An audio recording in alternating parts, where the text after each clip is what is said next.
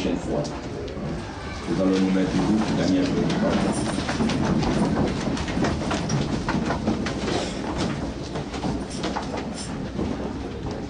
Et nous allons passer à la parole de Dieu. Celle-là même pour laquelle nous sommes tous ici. Nous allons prendre nos Bibles dans le livre de 1 Samuel. 1 Samuel chapitre 17.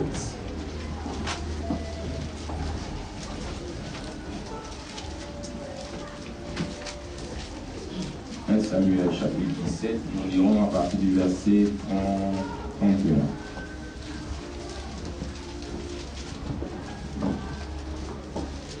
Et je veux qu'on...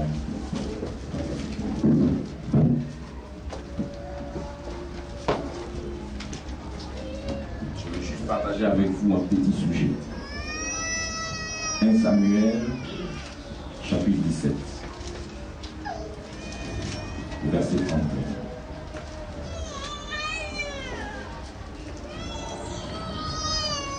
Il est dit ceci.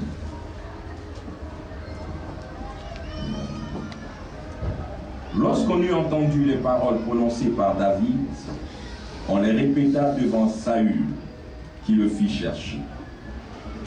David dit à Saül que personne ne se décourage à cause de ce Philistin. Ton serviteur ira se battre avec lui. Saül dit à David, tu ne peux pas aller te battre avec ce Philistin, car tu es un enfant. Et il est un homme de guerre dès sa jeunesse. David dit à Saül, ton serviteur faisait paître les brebis de son père. Et quand un lion ou un ours venait enlever une du troupeau, je courais après lui, je le frappais, et j'arrachais la brebis de sa gueule.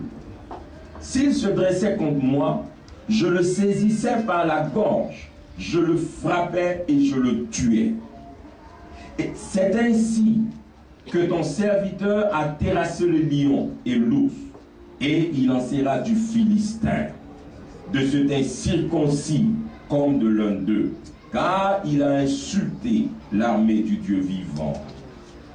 David dit encore, l'Éternel qui m'a délivré de la griffe du lion et de la patte de l'ours me délivrera aussi de la main de ce Philistin. Et Saül dit à David, va, et que l'Éternel soit avec toi. Amen. Seigneur, tu es si précieux pour moi. Seigneur, Seigneur, tu es si précieux pour moi, que je t'aime, oui je t'aime, car tu m'as tant aimé. Seigneur, Seigneur,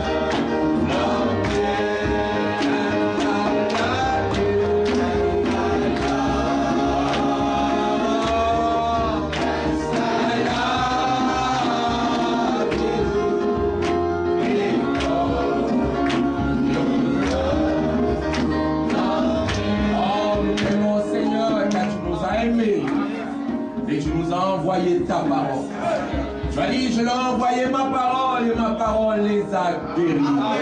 Oh, merveilleuse parole de Dieu.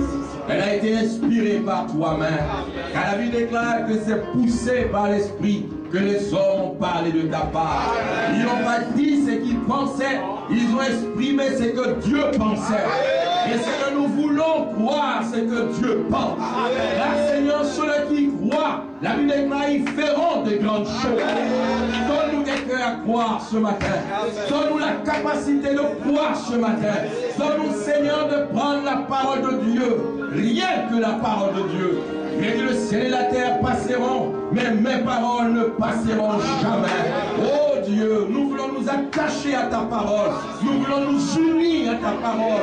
Nous voulons devenir un avec ta parole. C'est pourquoi donne-nous, Seigneur, cette capacité de sortir de nous-mêmes, de sortir de nos pensées, de mourir à nos propres moi. Et de dire ce que Dieu a dit, moi je le crois.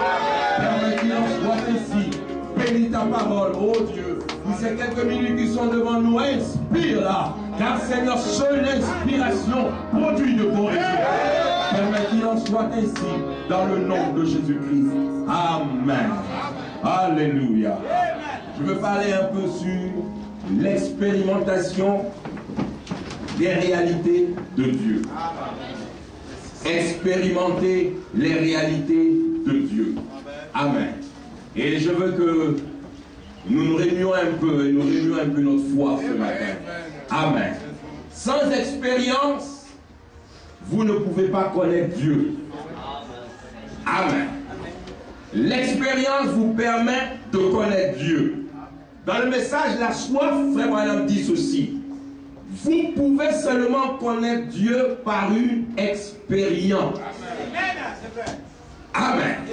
Vous ne pouvez pas recevoir ceci par des études.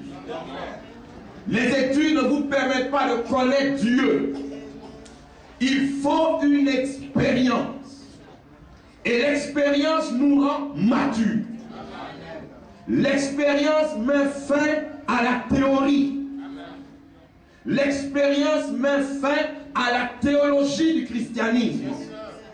Aujourd'hui, il nous faut des gens qui ont l'expérience. Sans expérience, vous ne connaissez pas Dieu. Et c'est dommage de voir, dit le prophète, que dans nos églises, beaucoup ont la théorie sans l'expérience. Il dit, c'est vraiment dommage aujourd'hui de voir des hommes et des femmes qui ont vécu dans l'église, qui ont été élevés, inscrits dans les registres dès la naissance, et qui connaissent bien la Bible, mais qui pourtant n'ont jamais témoigné d'une expérience avec Dieu. C'est dommage, dit le prophète, de trouver dans nos églises aujourd'hui des gens qui sont nés dans l'église, qui ont été élevés dans l'église, qui ont inscrit leur nom dans les registres de l'église, et veut dire qu'ils connaissent bien la Bible. Mais malgré tout ça, ils sont incapables de témoigner d'une seule expérience avec Dieu. Une seule expérience. Ils n'ont jamais témoigné d'une expérience avec Dieu. Ce dont nous avons besoin, c'est de revenir à une expérience qui touche vraiment le cœur pour savoir en qui vous croyez. Non pas des écrits, mais le Dieu vivant et vrai qui vit maintenant. Frère, si Dieu est réel, vous devez expérimenter sa réalité.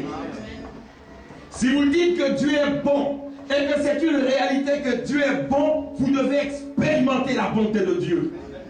Si vous dites que Dieu guérit et que la guérison est une réalité de Dieu, vous devez expérimenter la réalité de la guérison. Si vous dites que Dieu sauve et que vous croyez que le salut est une réalité, vous devez expérimenter la réalité du salut. Amen. Si vous dites que Dieu est protecteur et que la protection de Dieu est une réalité, vous devez expérimenter cette protection vous-même. vous devez expérimenter chaque réalité de Dieu. Quand Frère Branham est venu, il a prêché les réalités. Les réalités. Frère, écoutez, Dieu n'est pas un mythe. Dieu n'est pas une pensée. Dieu n'est pas une conception intellectuelle. Il a prêché sur les réalités infaillibles du Dieu vivant. Maintenant, vous ne pouvez pas parler de ces réalités tant que vous ne l'avez pas vous-même expérimenté.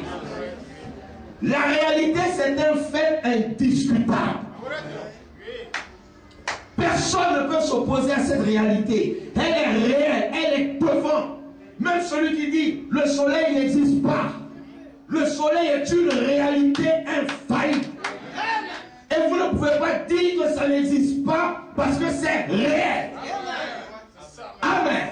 Et vous pouvez dire que le soleil existe parce que vous l'avez vu.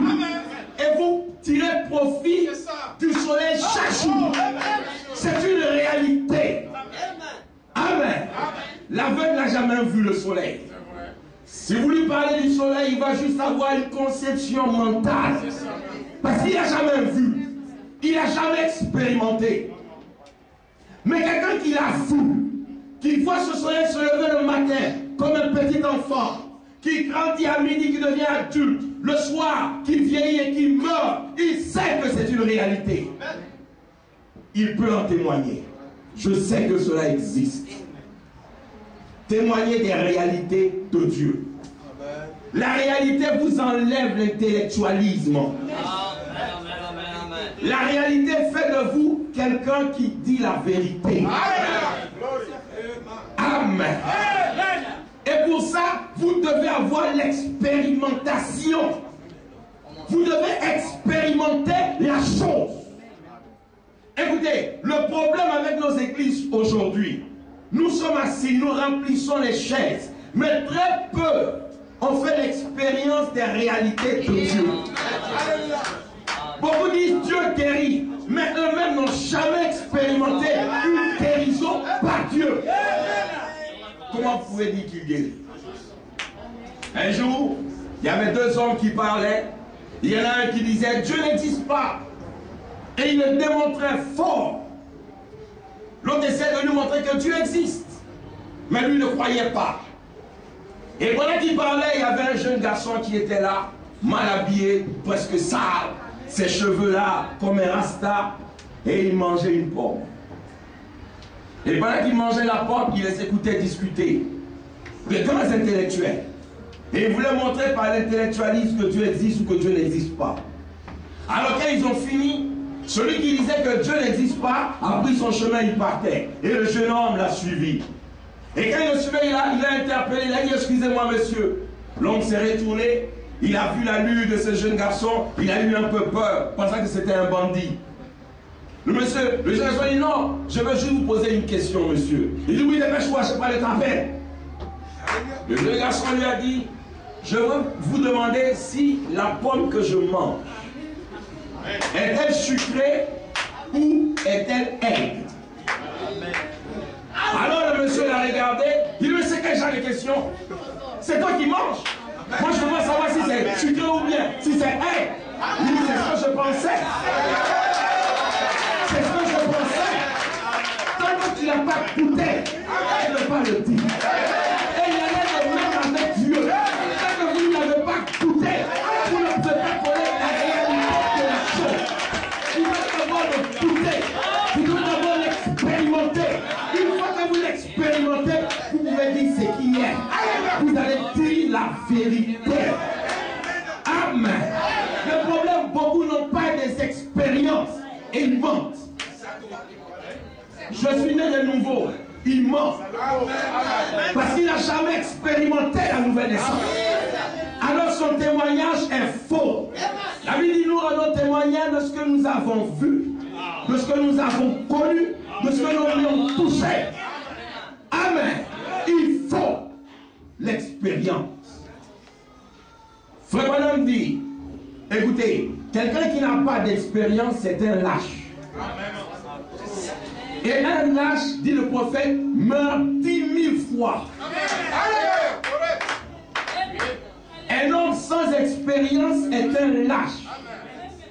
Vous n'avez rien pour vous défendre. Quand vous avez expérimenté quelque chose, vous pouvez faire la confrontation. Mais si vous n'avez jamais expérimenté quoi que ce soit, vous ne pouvez pas tenir devant l'adversaire. Frère, il y a des lâches qui meurent 10 000 fois pendant qu'ils sont ici sur terre. Mais un héros ne meurt jamais. Oh, vous ne pouvez pas être un héros sans passer devant l'adversité. Pour être un héros, quelqu'un qui est un vaillant, vous avez expérimenté un combat. Vous avez expérimenté une bataille. Vous avez expérimenté des difficultés. Vous êtes passé au travers des épreuves. Alors vous avez vaincu. Et quand vous sortez, vous êtes un héros. Et tout le monde aime les héros. Dieu aime les héros. S'il y a des gens que Dieu déteste, ce sont les lâches. Un lâche n'a pas d'expérience. Il dit, oh, moi, je ne sais pas, je n'ai jamais expérimenté ça. Est-ce que je peux? Et il tremble. Et aujourd'hui, beaucoup de gens tremblent parce qu'ils n'ont pas d'expérience. Frère Branham dit, le diable va chercher toujours à vous intimider. Laissez-moi vous dire, quelqu'un qui ne s'est jamais battu dans sa vie, il aura toujours peur. Quand on fait ça, il va commencer à... Mais quelqu'un qui a déjà subi des coups, il va dire, même si tu me tapes, tu ne pourras pas me vaincre. Il sait ce que ça signifie recevoir des coups. Et le prophète dit, j'ai reçu beaucoup de coups. Mais aussi j'ai appris à donner. Amen. Quelqu'un qui est vaillant ne reçoit pas seulement des coups. Lui aussi il apprend à donner. Amen. Et quand le diable vient pour vous donner, ne restez pas tranquille. Alléluia. Non, ne restez pas tranquille. Apprenez aussi à donner. Amen. Et le chrétien donne des coups. Ça fait de lui un héros. Il a des actes héroïques. Frère, ce sont des faits. Ce n'est plus une conception intellectuelle. Ce sont des faits. Il a vécu la chose.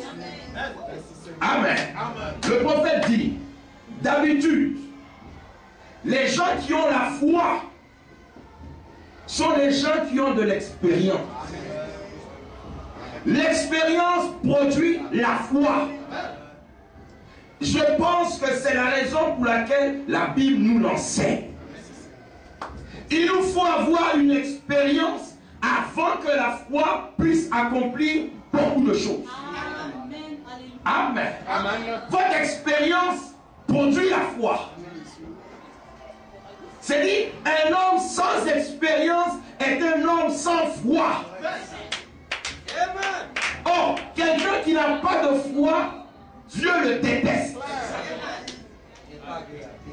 Vous savez cela, frère? Combien croit-il que Dieu amour? Mais il y a des gens que Dieu aime. La Bible dit, sans la foi, il est impossible d'être agréable à Dieu. Quelqu'un qui n'a pas la foi, aux yeux de Dieu, il lui est désagréable. Vous donnez mal au ventre à Dieu avec votre manque de foi. Oh, vous ne pouvez pas avoir la foi sans passer par des expériences. Amen. Et Dieu fera passer chacun de ses enfants par les expériences. Parce que Dieu ne veut pas que vous soyez des enfants gâtés. Il vous fera passer par les expériences. Et l'expérience est dure. Frère Madame dit, Dieu ne veut pas que nous soyons de jeunes recrues. Dieu veut que nous soyons des soldats entraînés à la bataille. Regardez, un soldat qui doit aller combattre, si on ne lui a pas appris à supporter le bruit des canons et qu'il va à la bataille, quand il va entendre tout, il va laisser, il va fuir. Et beaucoup comme ça le font. Il y en a qui veulent servir Dieu, aller au ciel sans épreuve. Non, Dieu ne fait pas ça. Il veut rentrer au ciel, remporter la couronne de vie sans passer par les difficultés, sans avoir des expériences. L'expérimentation vous fait sortir de la théorie. L'expérimentation, frère, vous donne une conception réelle de Dieu. Vous quittez la théorie du christianisme. L'expérience fait de vous des gens matures. Des gens qui ont pu avoir confiance. Les jeunes recrues, Dieu n'a rien à voir à faire avec elles. L'expérience met fin avant de l'acheter. Un homme sans expérience est toujours intimidé par le diable. Le diable fait ça, il commence à trembler. Le diable fait ça, il commence à trembler. Et regardez l'histoire qu'on a lue ici avec David. C'était des gens qui avaient une parfaite connaissance de Dieu. Ils savaient que Dieu était fort. Ils savaient que Dieu guérit. Ils savaient que Dieu délivre. Ils savaient que Dieu protège. Ils savaient même que Dieu donne la victoire. Mais quand Goliath est venu, frère, pendant une semaine, il les a intimidés. Pendant une semaine, ils ont eu peur. Pendant une semaine, ils tremblaient devant Goliath. C'était la volonté de Dieu. Parce que Dieu voulait qu'ils montrent ce qu'ils ont en eux. Mais regardez, aucun d'entre eux n'avait l'expérience. Et Dieu ne peut pas laisser le diable continuer à intimider ses enfants toujours. Si vous ne voulez pas avoir de l'expérience avec Dieu, Dieu prendra quelqu'un qui va le connaître dans sa réalité. Amen. Dieu prendra quelqu'un qui le connaîtra comme étant le Dieu qui sauve. Si vous refusez d'expérimenter le salut, Dieu prendra quelqu'un et il va le sauver. Si vous ne voulez pas expérimenter le pardon des péchés, Dieu prendra quelqu'un et cette personne va expérimenter la puissance du pardon. L'expérience fait changer la mentalité. Vous voyez la chose différemment. Frère, eux étant où nous sommes Israël, Dieu est avec nous. Rien ne peut là nous vaincre. Mais Dieu a mis Goliath sur leur chemin. Dieu a placé Goliath. Souvenez-vous, Goliath, Dieu l'a créé. Vous croyez? Goliath, ce n'est pas Satan qui l'a créé. C'est Dieu lui-même qui a créé Goliath. Et il a placé Goliath chez les Philistins. Dieu est souverain. Il a placé chez les Philistins, sachant qu'un jour, Israël, son peuple, sera confronté aux Philistins. Et il place. C'est pourquoi il dit, rien n'arrive aux enfants de Dieu sans que cela ne soit la volonté de Dieu. Aucun malheur ne peut vous arriver sans que cela ne soit la volonté de Dieu. Amen. Donc, voyez que Dieu place Goliath. Et ce jour-là, Israël est en marche. Et regardez, la marche d'Israël, c'était une marche qui devait aller toujours de l'avant. De victoire en victoire. De gloire en gloire. De territoire conquis en territoire conquis. Israël n'était pas appelé à reculer. Tout comme vous et moi. Dieu ne nous a pas appelés à reculer. Non. Notre marche, c'est aller de l'avant. Aller de l'avant. Posséder toujours des territoires. Devenir plus fort. Devenir plus grand. Étendre vos limites. C'est là ce que Dieu attend de nous. Mais le Dieu qui nous dit d'avancer, il met devant de nous des entraves. Volontairement. Il place et il a placé Goliath. Quand Israël est arrivé, les Philistins sont sortis. Ils ont dit, oh, on va les vaincre comme d'habitude. Mais là, frère, Dieu voulait qu'ils aient quelque chose de plus. S'ils étaient comme les autres peuples, il les aurait vaincus. Parce qu'ils connaissaient déjà cette force. Dieu a envoyé une force plus grande. Goliath, 3 mètres. Son doigt, dit le prophète, faisait 15 cm. Un seul doigt, l'index. 15 cm. Quand il est sorti, Israël ne l'avait pas encore vu. Quand ils ont vu les autres Philistins, tout petits comme eux, oh, on va les vaincre. Dieu est avec nous. On va les terrasser. Mais Dieu qui est Dieu et qui veut que les expériences que vous avez, que vous ne dormiez pas avec ces vieilles expériences, vous devez expérimenter de nouvelles choses. Il envoie un nouveau défi. Il envoie une nouvelle difficulté. Il envoie un nouveau problème. Il envoie un nouveau terrain. Et vous place devant. Quand Israël s'attendait à combattre comme d'habitude, parce que regardez, l'habitude, c'est un danger. Quand vous tombez dans ce qui est habituel, frère, vous n'avez plus de foi. Frère Branham faisait ce reproche au Branham Tabernacle. Il dit, vous êtes devenu maintenant habitué au surnaturel. De sorte que ça ne vous dit plus rien. Quelqu'un a dit à Frère Branham, mais quand cet ange-là vient te parler, pourquoi tu n'essaies pas de lui demander son nom, d'où il vient? Il dit, ces choses-là, on ne s'habitue pas à ça. Quand vous n'êtes pas habitué à quelque chose, vous avez de la crainte. Une fois que vous habituez à quelque chose, il n'y a plus de crainte. Et vous commencez à mépriser cela. Amen. Et Israël est habitué à ces combats. Ils gagnent. Ici, ils ont la victoire. Là, ils ont la victoire. Je vais changer le destin. Je vais changer le tableau. La bière, alors, il peut vaincre. Ça ne dit plus rien. Je change le tableau. Il envoie quelque chose d'autre. Vous voyez les bulles dans le... Mais ça, c'est différent de la bière. Maintenant, on va voir si vous pouvez vaincre.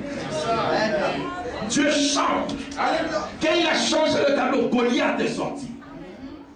Quand Goliath s'est présenté à lui, mais on n'a jamais vu pareil homme. Il dit, ce n'est pas un homme, c'est un monstre. On ne peut pas combattre avec un monstre. Nous sommes des hommes. Regardez, il n'avait plus d'expérience. Et là, frère, Goliath a commencé à les intimider. Frère, il le fera avec vous. Toi, tu dis que tu es chrétien, on va voir. Tu dis que tu m'as fait les filles, on va voir. C'est Dieu. C'est Dieu qui fait. Vous êtes un bon croyant toujours. Dieu un jour envoie une fille exprès. Elle vient devant vous. Non, est-ce que tu peux pas m'expliquer là le devoir des mathématiques? Amen. La semaine prochaine, elle vient, non, le devoir de philo. Et vous commencez à vous habituer à elle. Mais Seigneur, qu'est-ce que j'ai? Pourquoi tu as mis ça sur mon chemin? Une nouvelle expérience. Les gens veulent que Dieu enlève. Dieu n'enlèvera pas. Une nouvelle expérience. Parce que l'expérimentation d'une réalité fait de vous un vainqueur. Vous gagnez. Ils ont vu Goliath, ils ont commencé à trembler. Et Frère dit, écoutez, laisse-moi vous lire cette citation-là. Oh, j'aime ça. Frère dit, c'est comme ça que l'ennemi agit. Quand il pense qu'il a le dessus, il ne le fera jamais quand il voit une foi victorieuse. Mais il le fera uniquement quand il sait qu'il a réussi à vous intimider. C'est là que l'ennemi ne peut pas bouger. Quand il a l'aiguille de tisserand sur vous, il place la chose sur vous. Il vous intimide. Vous êtes paralysé. Il y en a même, la fille vient leur rendre visite, mais mardi soir, ils sont paralysés. Ils ne peuvent plus venir à la réunion de prière. Paralysés. Où le garçon est venu ces jours-là. Non, on voulait faire le devoir là. Il vient, il sent bon, un bon parfum. La soeur est là. Est-ce qu'il faut partir à l'église? Non, bon. Dieu même sait comment on allait les voir là. Paralysé. Mais c'est un nouveau défi. Vous devez dire à ces jeunes garçons, moi là, mon heure d'église est arrivée. Je m'en vais à l'église. Vous dites, ah, toi, église, donc tu es chrétien? Oui, je le suis. Voilà. Vous n'avez pas honte. Mais laisse-moi vous dire, tant que vous garderez la honte en vous, Vous n'aurez pas de dire que vous êtes chrétien. Vous allez voir, le diable va avancer. Il va avancer. Il va avancer. Jusqu'à un moment où il dit, je sens que moi je t'aime. C'est clair. C'est la vérité. Comment lui, il a peur, il va me dire qu'il m'aime.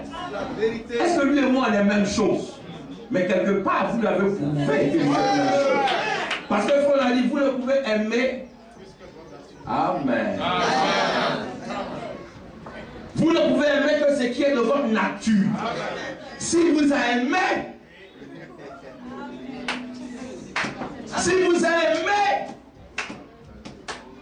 posez-vous la question, quelle est votre nature? Quelle est votre nature? Un païen qui vient vous aimer, quelle est votre nature?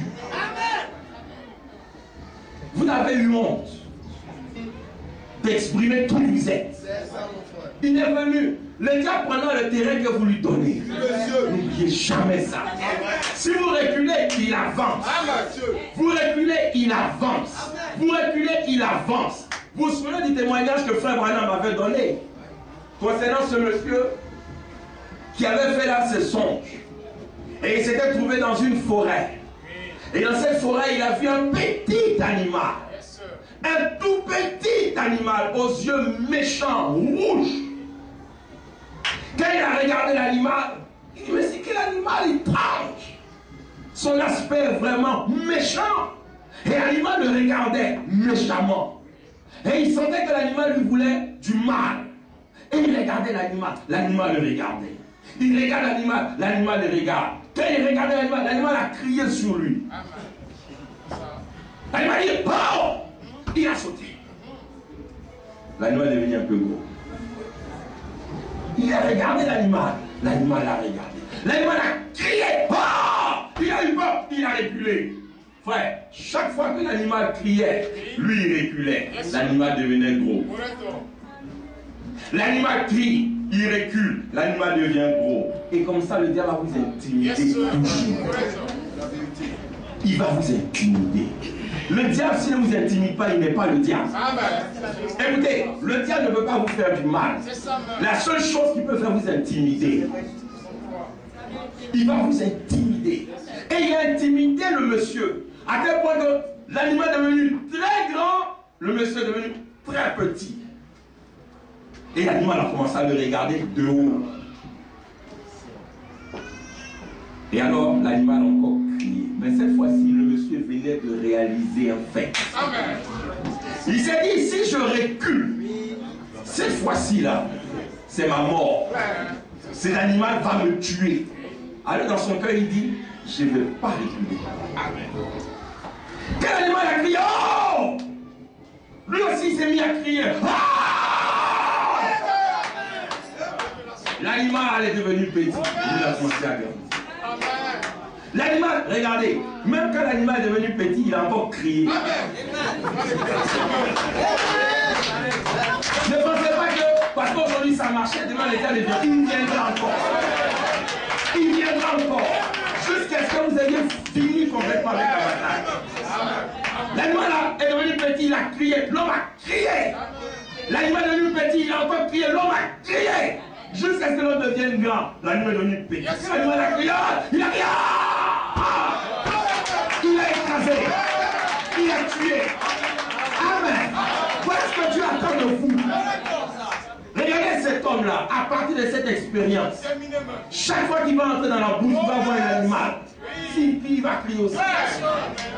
Il a eu l'expérience.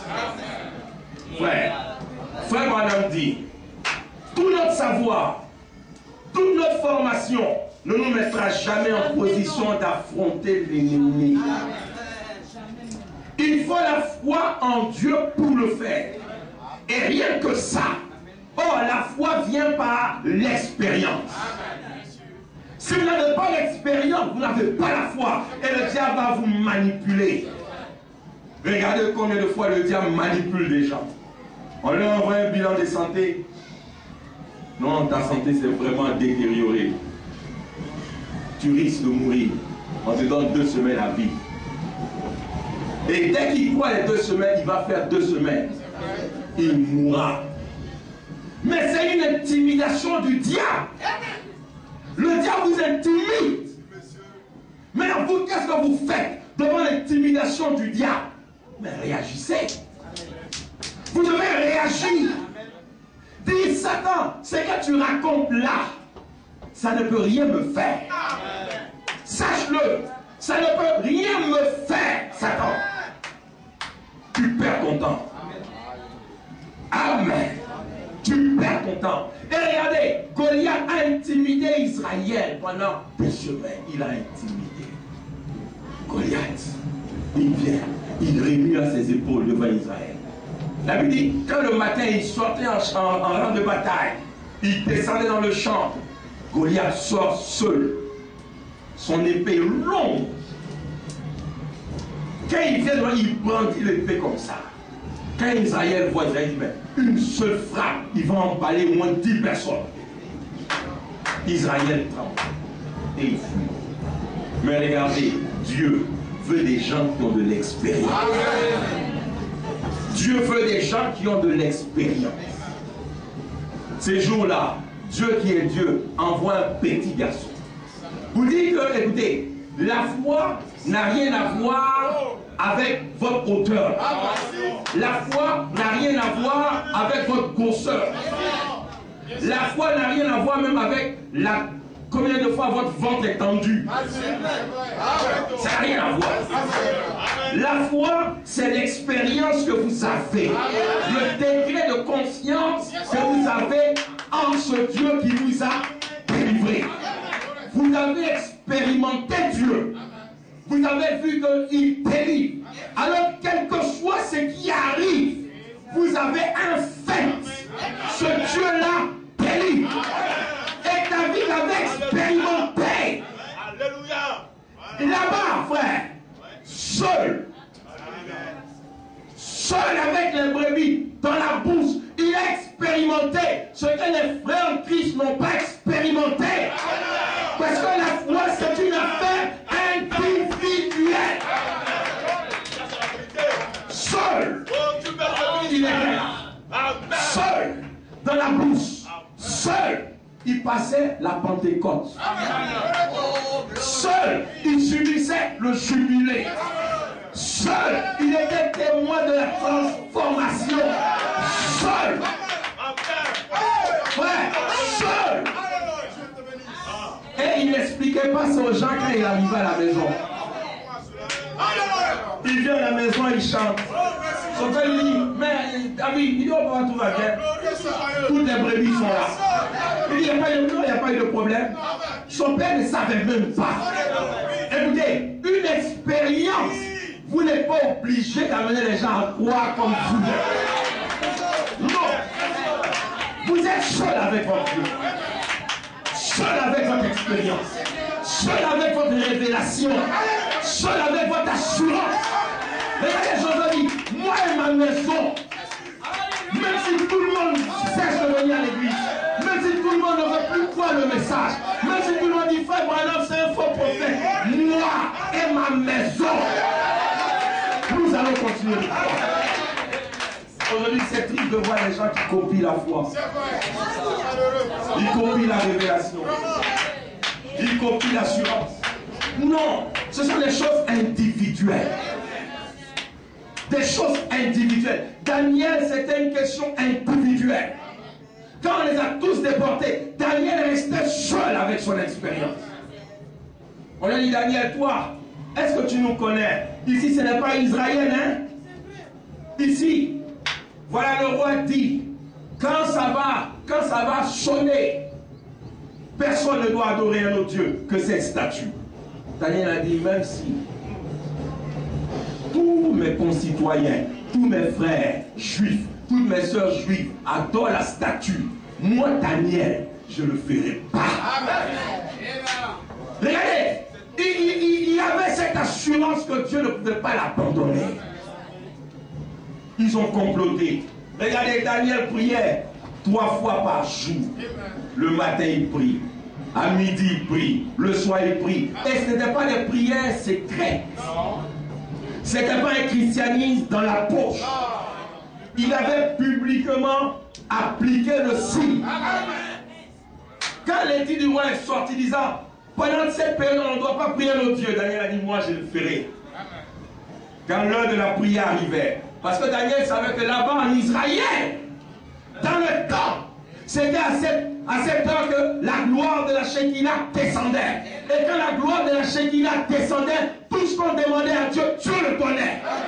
Daniel est venu. Il avait dit, il a ouvert les rideaux en direction du temple. Il s'est prosterné. Il a commencé à adorer son Dieu. Frère, un vrai croyant. C'était pas un croyant d'église. Oh, quand il y a beaucoup de frères, ils sont chauds. Quand il y a beaucoup de sœurs, ils sont zélés. Frère, prenez-les seuls. Envoyez-les dans un endroit où il n'y a pas d'église. Vous saurez qui ils sont. Vous verrez qu'ils vont commencer à se comporter comme les gens là où ils sont arrivés. Il y a rien dans eux. Ils n'ont jamais eu une expérience de Dieu qui garde, de Dieu qui protège, de Dieu qui est dans le cœur. Ils n'ont jamais eu cette expérience. C'est votre expérience qui vous garde. Frère, votre expérience vous garde. Mais s'il n'y a pas d'expérience, qu'est-ce qui va vous garder? Daniel, son expérience était dans son cœur. Il a commencé à prier.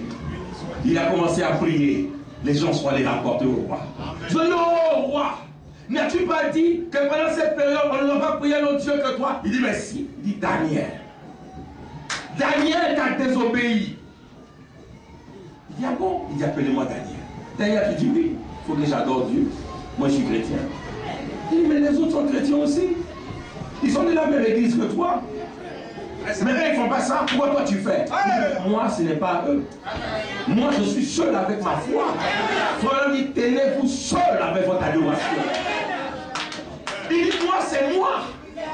Mon adoration individuelle. Si là, ils estiment qu'ils ne doivent plus adorer Dieu, ça les regarde. Si la seule estime qu'elle ne doit plus venir à l'église, ça la regarde. Si elle estime que le message est faux, ça la regarde. Moi, je l'ai goûté. Et je sais que c'est bon. Ils ont pris Daniel, ils ont dit, l'édit du roi dit, toute personne qui a été prise coupable, on doit la jeter là, dans la fosse au lion. Il dit, bon, ainsi soit-il. Il n'y a pas de souci, jetez-moi dans la fosse au lion. Frère, souvenez-vous que Daniel était un fils de Dieu. Lorsqu'on a pris Daniel, frère, on a lié de chair, on a envoyé là dans la fosse au lion. Le roi connaissait Daniel. Regardez, il avait le témoignage que Daniel n'était pas la seule croyant qui bradait son christianisme. Un croyant qui était prêt à vendre son droit d'aînesse. Daniel dans sa maison était toujours juste. Et il estimait Daniel à cause de ça. Mais regardez, il avait signé un décret. Et le roi ne pouvait pas aller contre son décret. Souvenez-vous, un homme qui dit quelque chose et il ne veut pas aller contre ça. À plus forte raison, le Dieu puissant. Ils ont pris Daniel. Lorsqu'on s'apprêtait à le jeter dans la fosse, le roi est venu. Il dit, oh Daniel, Daniel, que le Dieu que tu sers, avec beaucoup de persévérance, te délivre. Daniel a dit, amen. On se voit demain matin. Amen. On se voit demain matin. Je viendrai vous donner encore les nouvelles. Frère, cette nuit-là, la vie dit le roi n'a pas dormi. Il se souciait pour Daniel. Maintenant, changeons un peu le tableau. Voyons celui qui est censé être soucieux. Parce que ce n'était pas le roi qui devait se sentir soucieux. Lui, il arrive, il donne dans son palais royal, dans sa climatisation, tout. Mais Daniel, qui était là-bas dans la fosse au lion, devait être inquiet. Mais regardons dans le tas, regardons le côté. Quand ils ont pris Daniel, ils l'ont jeté. La Bible dit que les lions étaient affamés. Pendant 3 jours, ils n'avaient pas mangé.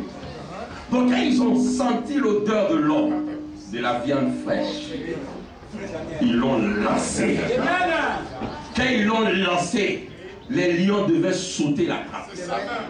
Mais dès qu'ils s'apprêtaient à le faire, puis entrer. vous allez... Non, il y a la viande. Oui, ce n'est pas une viande comestible. Ce n'est pas une viande qu'on mange. C'est mon prophète. Allez vous coucher. Amen. Parfois, ils sont partis comme des chatons. J'ai dit amen à sa femme. Des lions affamés. Ils sont allés se coucher comme des chatons. Et Daniel est venu. Daniel a commencé à leur parler du Dieu créateur. J'ai dit amen. Et comme dans l'âge de Noé, Daniel parle avec les lions. Toi, depuis quand tu es ici? Amen. Toi, comment tu... Non, j'ai grandi ici. Non, moi, on m'a pris là-bas. Mais ça va. Oh, c'est vrai, c'est la nuit, Daniel n'était pas inquiété. Les lions dormaient à côté de lui. Le lion s'est reposé sur un lion. Ce matin, et c'est le roi qui est venu le réveiller. L'on est venu d'abord. Daniel, ton Dieu t'a dit délivrer. Il dit sois en paix. Ne t'inquiète pas. L'inquiétude à l'est. Tu vas avoir attention à tout ça. Parce que comme l'homme dit, les inquiétudes créent l'hypertension. Tu seras hyper tendu. Laisse. Je vais bien. Le Dieu que je sais m'a envoyé son ange qui m'a délivré. Le roi dit au Seigneur, que béni soit le Dieu de Daniel. À partir d'aujourd'hui, dans mon royaume, on ne va plus adorer un autre Dieu que le Dieu de Daniel. Toute personne qui va adorer un autre Dieu, on va le jeter dans la fosse. Ils ont commencé à adorer le Dieu de Daniel.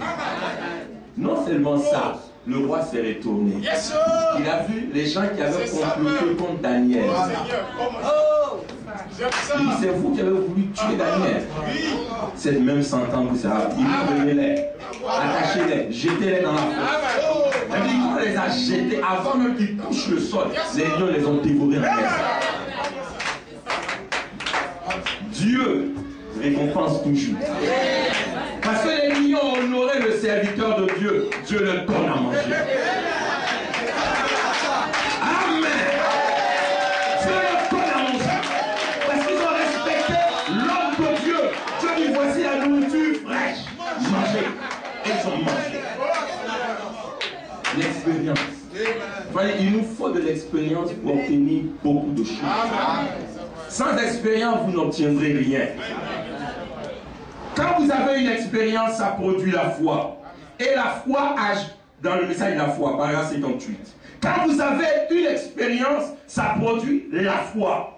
La foi agit, écoutez bien l'église, la foi agit en fonction de votre expérience. La foi agit en fonction de votre expérience. Et David avait expérimenté. Il dit, le Dieu qui m'a délivré de la patte de l'ours et de la gueule du lion. Il dit, ce même Dieu, il est le même, il ne change pas. Il va de gloire en gloire. Il ne va pas derrière, il avance toujours. Si hier il m'a délivré, aujourd'hui, il va encore me délivrer. Demain, je ne vais pas m'inquiéter, parce que je connais déjà la fin. Je serai délivré. Regardez, quand ils ont rapporté les paroles de David, qui avait dit aux enfants d'Israël, moi je vais aller tuer Goliath. Ils ont regardé la lue de David. C'était un enfant. Ses joues étaient encore roses. Tout petit. Et il marchait. Il ne pesait pas plus de 50 kilos. Mais il avait des expériences qui pesaient plus de 50 kilos. Quand il est arrivé avec sa petite besace, la nourriture dedans, il dit, oh Eliab, papa m'a envoyé la nourriture pour que tu manges et que tu aies des forces pour aller combattre. Il dit, mais à quoi va me sauver, va me profiter de la nourriture? Hein? J'ai mangé, mais regarde, David. Il dit, mais qu'est-ce qu'il y a? Je vois que vous êtes triste. Mais vous êtes l'armée de Dieu. L'armée de Jéhovah. Vous venez à la guerre triste. Mais si vous êtes triste à la guerre, on va vous faire. Mais réjouissez-vous un peu. Il dit, David, si tu as vu te moquer de nous aussi, il faut qu'il... Beaucoup de gens qui n'ont pas de révélation sont des gens qui ont le visage fermé. Quand vous leur dites que la foi peut résoudre, c'est bon, vous quittez là-bas votre histoire de foi. Vous, la foi, c'est ça. La foi peut faire quoi dans ça? C'est que vous oubliez. La foi est la force la plus puissante. Maintenant, vous ne voulez pas la foi. Vous voulez l'inquiétude. Jésus a dit, lequel d'entre vous qui par ses inquiétudes peut rendre un seul de ses cheveux blancs? L'inquiétude n'a aucune vertu. Mais la foi, la foi signera votre sortie. Et ils étaient tristes. Eliab triste. David dit, mais qu'est-ce qu'il y a? Il dit, mais David, est-ce que tu sais ce que nous expérimentons maintenant? Tu vois, le problème qui est en face de nous, on ne peut rien faire. Il dit, mais qu'est-ce qu'il y a? Et pendant que David pose des questions, Goliath sort. Il prend son bouclier, il tape dessus, bam! Bam! Juste pour intimider. Quand Israël a vu, Israël a couru.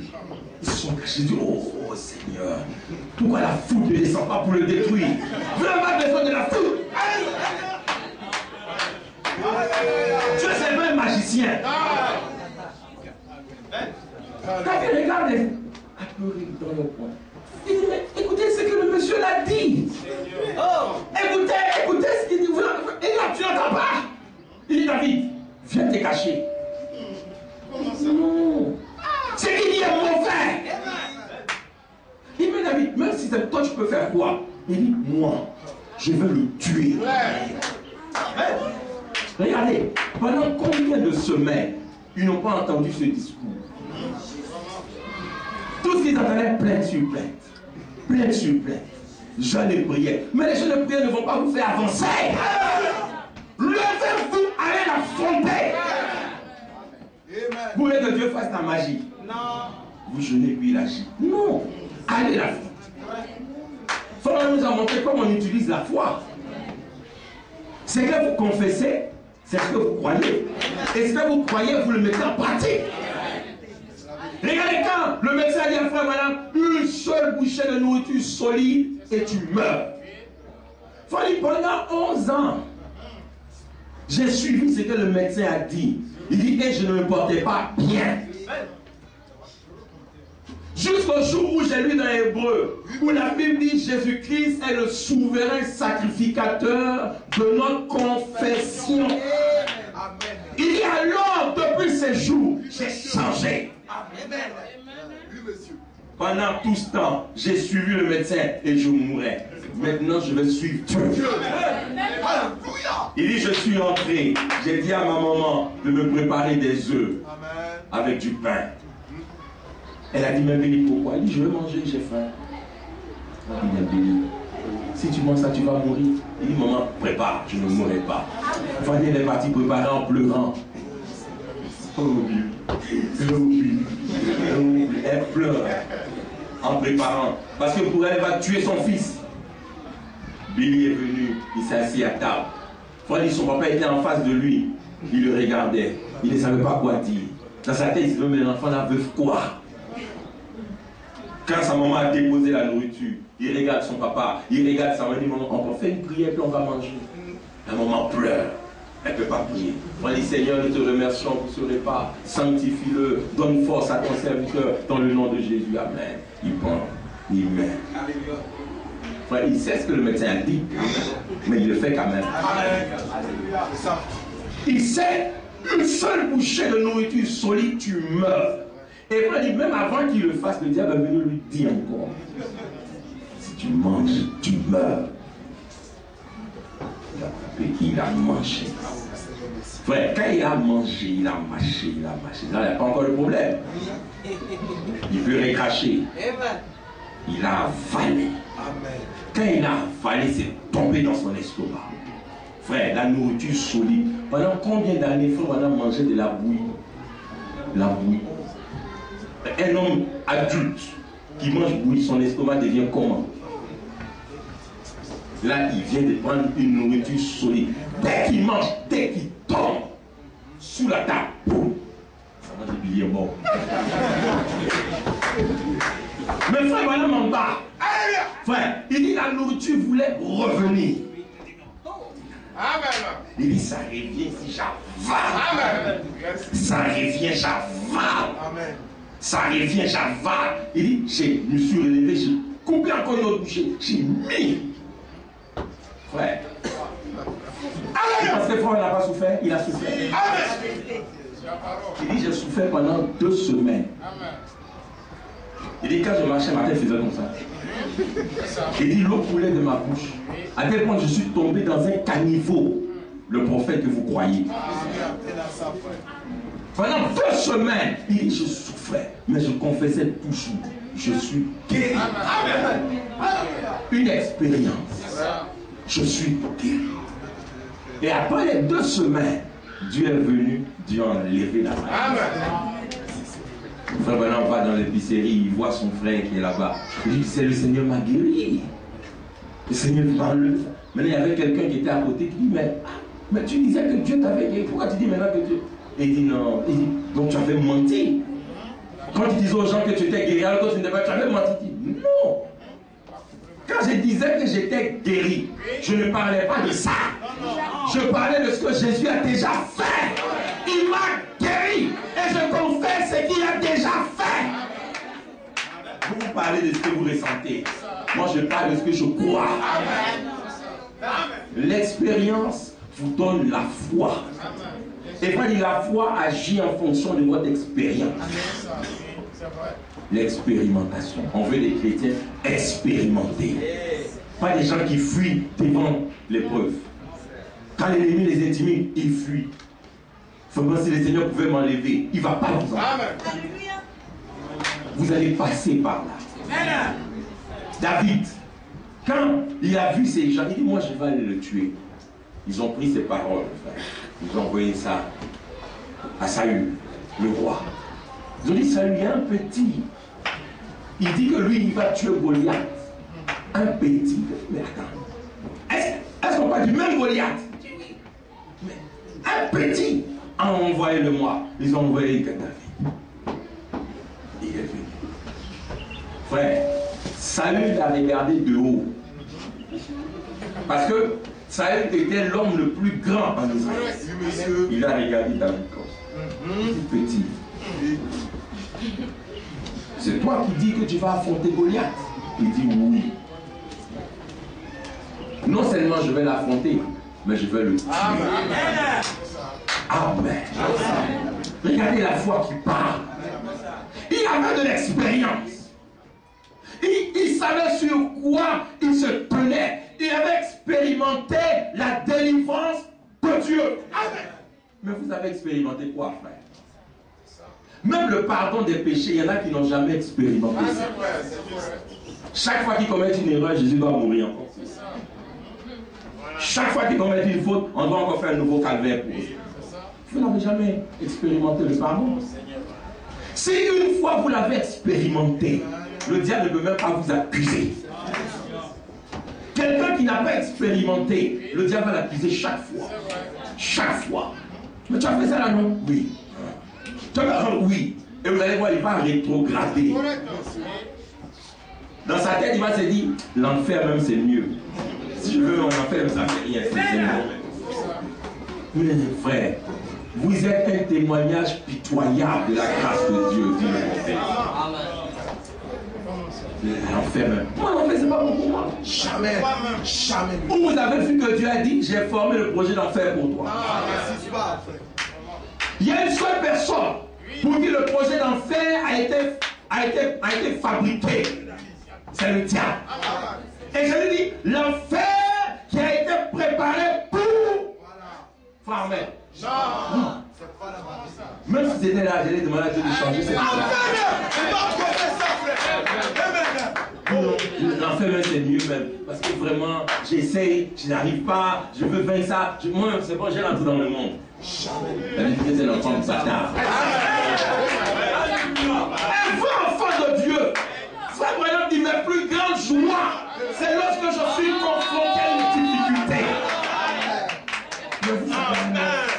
Est-ce que Dieu est avec moi? Hein? Vous me dites que Dieu bénit, mais rien dans ma vie. Depuis que j'ai pris le message, Problème sur problème. Épreuve sur épreuve. Quand Jésus est venu là, tout était facile pour lui. Dès qu'il est né, on voulait le tuer. La Bible dit, dès qu'il est né, on chercha à le tuer. Et ils l'ont tué. Mais non, vous voulez que tout soit facile. Jamais. Non. S'il y a la facilité, il n'y a pas d'expérience. Un homme qui a la facilité n'aboutit à rien. C'est un enfant gâté. Et vous allez voir, il y a même des hommes qui sont aujourd'hui de gros enfants gâtés. Ils sont mariés, mais ils sont gâtés. Ils ne peuvent pas assumer des responsabilités. Vous comprenez? Quelqu'un qui a appris à souffrir. La Bible dit, regarde, il a forgé son caractère par les souffrances qu'il a subies. La souffrance forge le caractère. Et le caractère vous rend un homme mature. Oh, regardez dans l'adoption, Dieu n'adopte que les gens qui sont matures. Pas les enfants. Des gens expérimentés. Qui ont de l'expérience. Mais vous, sans expérience, vous voulez que Dieu vous adopte. Sans expérience, vous voulez que Dieu vous donne le don de prophétie. Sans expérience. Maintenant, quand il va vous donner le don de prophétie, si le pasteur prêche, il tape là votre vie, ribande. Le pasteur, non, il a blasphémé. Sans expérience. Ou bien, si une soeur a un problème avec vous, vous décrétez l'enfer pour elle. Sans expérience. C'est pourquoi Dieu veut que nous soyons des gens qui sont expérimentés. Or, l'expérience vient par la souffrance, par l'épreuve. Quand vous passez par les épreuves, ça vous rend fort. Alléluia. Aujourd'hui, regardez, même vous les mamans, si votre enfant, vous ne le laissez pas pleurer, un enfant qui n'a pas appris à tomber ne marchera jamais. Vous le savez. Pour qu'un enfant apprenne à se tenir debout, il faut qu'il tombe. Amen. Quand il tombe, il sent la douleur. Oui, monsieur. Il voit combien de fois ça fait mal. Il ne voudra plus tomber. Il va dire non, je vais mettre mon pied comme ça. Il tombe là-bas. Et je vais faire comme ça. Et il commence à s'équilibrer. Mais vous voulez tout facile. Vous venez aussi à l'église. Oh, vous êtes les enfants de Dieu. Vous allez aller au ciel. Il n'y aura pas de poids dans nos vies. Notre évangile que nous prêchons, ce n'est pas ça. L'évangile que nous prêchons, ce n'est pas ça. Ce n'est pas l'évangile de la facilité. Amen. D'ailleurs, même, écoutez, frère, pour être béni, est-ce que vous savez vous faire des sacrifices? Vous n'obtenez rien de Dieu sans sacrifice. Et le sacrifice fait mal. Je vous donne un petit exemple. Payer la dîme, ce n'est pas facile. Je vais donner la chose simplement. Vous montrer combien de fois ça fait mal. Voici ce monsieur, il ne travaille pas. Il est assis chez lui, matin jusqu'au soir, et puis nous, à la fin du mois, on lui donne l'argent. Pourquoi? Ça fait mal. Mais vous le faites quand même. Pour être béni. Écoutez, de ce qui fait mal, c'est là que vient ce qui est bon. Une maman qui ne tape pas son garçon, il sera un garçon qui va la faire pleurer. Aux États-Unis, on dit non, ne touchez pas les enfants. Vous allez frustrer leur petite personnalité. Il y a un psychologue qui avait développé cette thèse. Son enfant l'a tué. Il a pris le pistolet, il l'a tiré sur lui. Il n'a pas voulu frustrer la petite personnalité. La petite personnalité l'a frustré. C'est pourquoi il dit ménage ton enfant. Ménage ta vie. Tu vas tâter ton enfant. La dernière fois, je suis venu aujourd'hui. Ça vient pourquoi? Parce que les parents disent non, il ne faut pas toucher Jojo, il ne faut pas toucher Papitou. Dieu ne fait pas ça avec nous. Dieu ne fait pas ça avec nous. Allez déconner. Allez déconner. Allez déconner. Dis donc, moi je vais compter l'énergie tranchant. Je vais partir au 333. Vous allez voir la semaine là. Vous allez voir. Si vous êtes un enfant, Vous allez voir ce qu'il va vous faire. Si vous n'êtes pas son enfant, il va vous laisser. Mais si vous êtes son enfant, il va vous taper tellement fort. Vous allez demander même la mort. Il va dire, si tu le touches, tu verras. La mort va s'éloigner de lui. Dieu, il veut que vous soyez expérimentés. Pas des enfants gâtés. David était expérimenté. Son jeune âge n'avait rien à voir avec l'expérience. Amen. C'est pourquoi, regardez, quand Jean a vu le Seigneur, là-bas dans l'Apocalypse, il dit qu'il avait il portait comme une perruque blanche. Et quand Frère Branham a lu ça, il dit non, ça ne peut pas être Jésus. Parce que la chevelure blanche signifie que c'est un homme qui est vieux, qui est âgé. Alors Frère Branham était confus dans sa tête, disant ça ne peut pas être Jésus. Aujourd'hui, pour beaucoup de gens, l'expérience tient à l'âge. C'est faux. Amen. Alléluia. Jésus était expérimenté. Et il avait les cheveux blancs. Mais il avait 33 ans. Amen. Ça veut dire que vous pouvez être jeune et avoir des expériences qui vont dépasser quelqu'un qui a fait 20 ans dans le message. Quelqu'un qui a fait 45 ans dans le message. Et vous avez fait 45 ans dans le message, ne signifie pas 45 ans d'expérience. Ça ne veut rien dire. Amen. Nous voulons des gens qui sont venus pendant un an.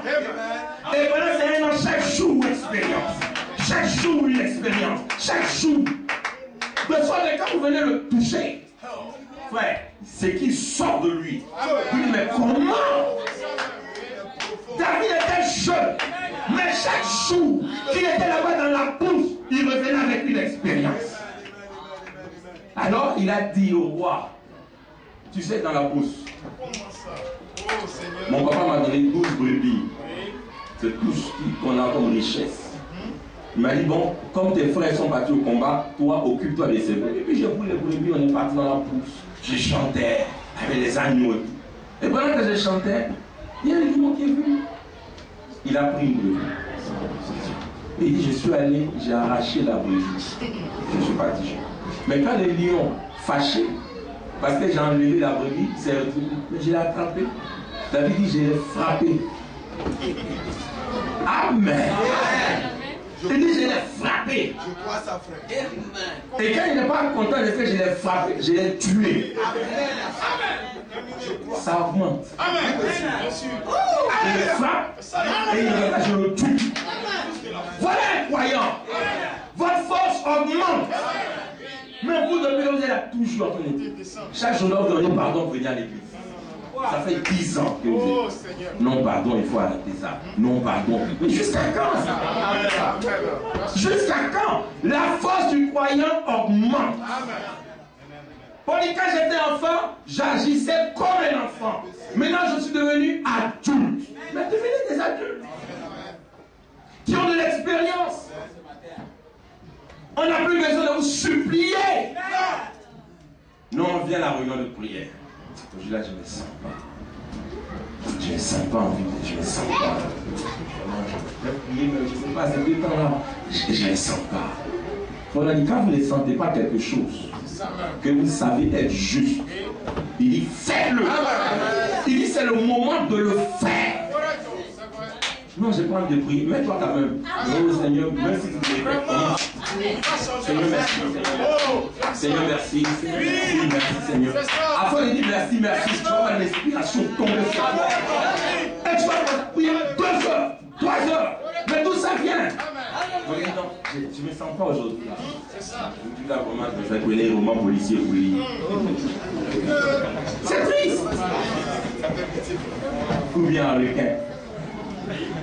C'est triste.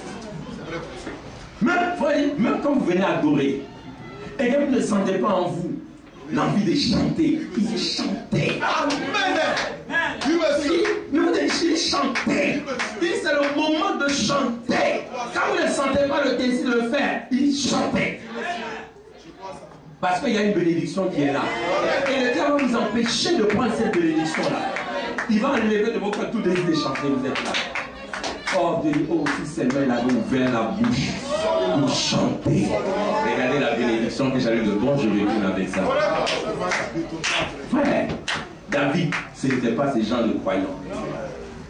Il dit, roi, j'ai frappé le lion, et quand il s'est, je l'ai tué. Voilà. Le Dieu qui m'a délivré de la patte de l'ours. Le Dieu qui m'a délivré des griffes du lion. Il dit, le même Dieu. Le même Dieu. Avait dit, j'ai eu les mêmes expériences. Il dit, il va me délivrer de cet incirconcis. Et regardez, il n'a même pas prononcé son nom. Il dit, c'est incirconcis. Parce que c'est ce qu'il est. Mais vous aimez trop magnifier votre problème. C'est ça. Vous aimez trop élever vos problèmes.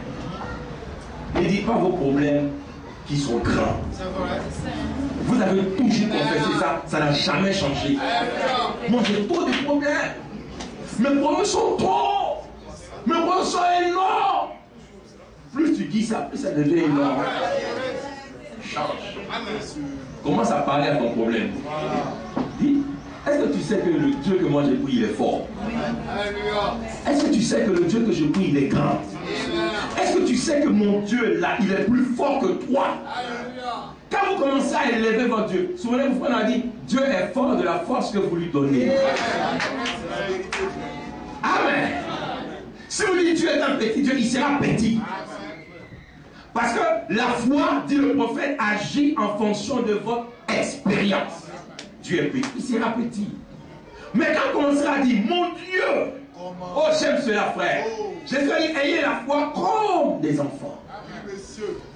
Frère, vous connaissez la foi d'un enfant dans son papa?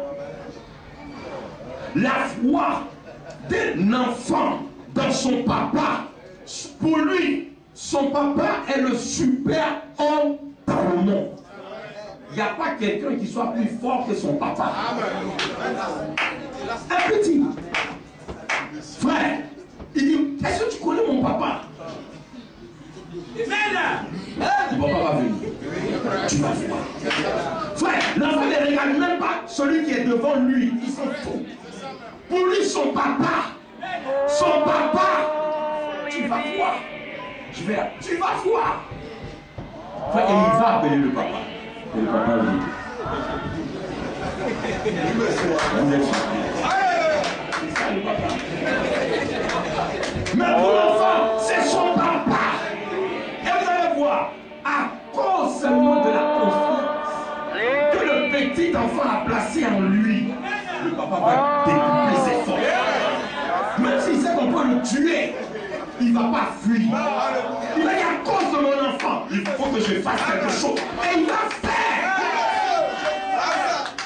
Jésus a dit, ayez la foi comme les enfants. Appelez-le.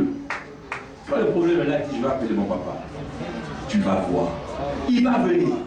Maintenant, quand nous, notre papa vient, il n'a pas honte de nous et il ne nous fera jamais honte. Amen. Il ne nous fera jamais honte. Demandez un peu à Pharaon. Il méprisait Dieu. Dieu dit, quand tu me méprises, je vais endurcir ton cœur. Pour faire de toi un exemple. Et toute la terre saura que je suis Dieu. Frère, David, il dit, Dieu va me délivrer de ça. Aujourd'hui, nos gens sont dans l'église et ils n'ont pas d'expérience. Chaque dimanche, ils sont là, aucune expérience. Mais, regardez, je vais insister dessus. Le pardon des péchés, c'est une expérience. C'est une expérience. La femme qu'on a prise en flagrant délit d'adultère, elle n'est passée par l'expérience du pardon des péchés. Aujourd'hui, personne ne peut lui dire non, tes péchés ne sont pas pardonnés. Elle dit non. Tu ne peux pas dire que mes péchés ne sont pas pardonnés parce que lui l'a fait. Et regardez, quand vos péchés sont pardonnés, vous êtes libres. Vous savez que Dieu est avec vous. Mais aujourd'hui, nos croyants, frères, ils sont élevés dans l'église, mais aucune expérience.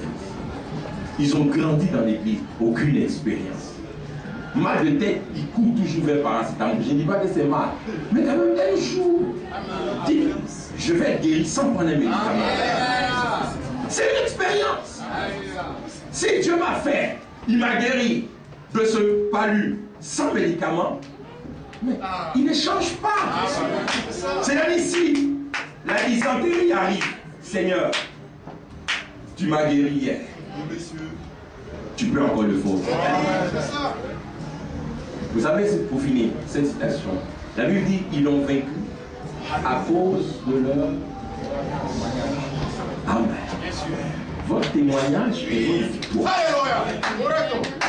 Un homme sans témoignage, c'est quelqu'un qui est sans expérience. Et il n'a pas de victoire. Il sera ballotté. Ballotté.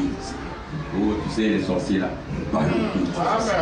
Il vient à l'église, il met un gris-gris dans sa poche. Bien sûr, c'est rien. Ça fait pitié. Sois délivré, frère. Et il dit, si Dieu ne s'en a pas marché, les gris-gris marchent. Si Dieu ne marche pas, c'est fini.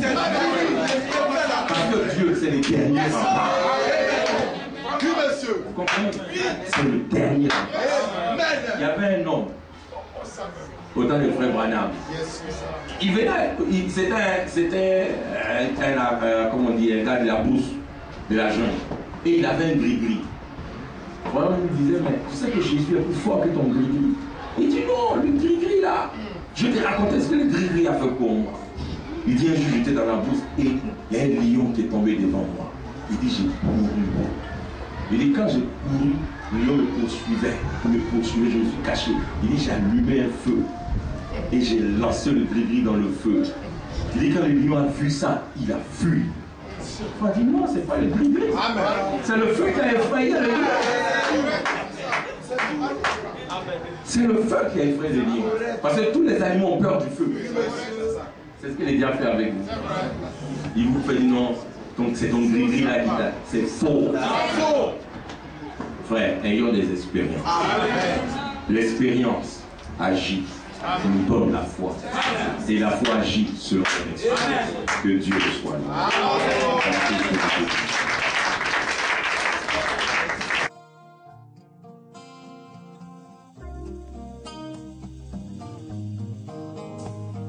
Je dédie les paroles de ce chant à tous ceux qui passent par des moments difficiles. C'est en de tels moments que Dieu m'a donné de composer ces paroles, qu'elles puissent vous fortifier dans le nom de Jésus.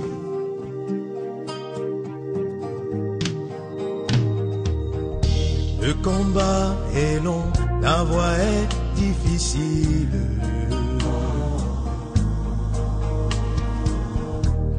Il n'a pas dit que ce sera facile.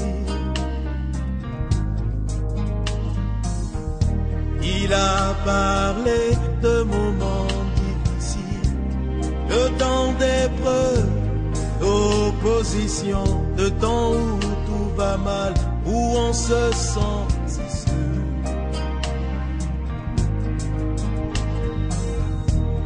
Il n'a pas dit que ce sera facile. Non, non, non, il n'a pas dit que ce sera facile.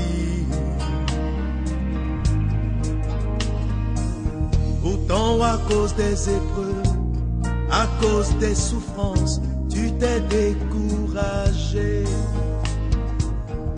Tu n'as plus d'envie, plus d'espoir, plus de force pour combattre. Il n'a pas dit que ce sera facile.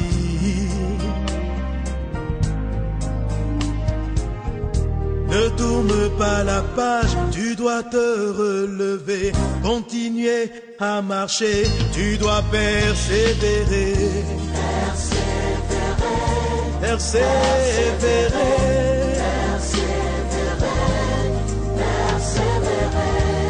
Relève-toi, enfant de Dieu, ta destinée est grande, ne laisse rien t'arrêter. Certes, il est plus facile de renoncer, mais ce n'est pas ton destin, tu dois persévérer. Persévérer.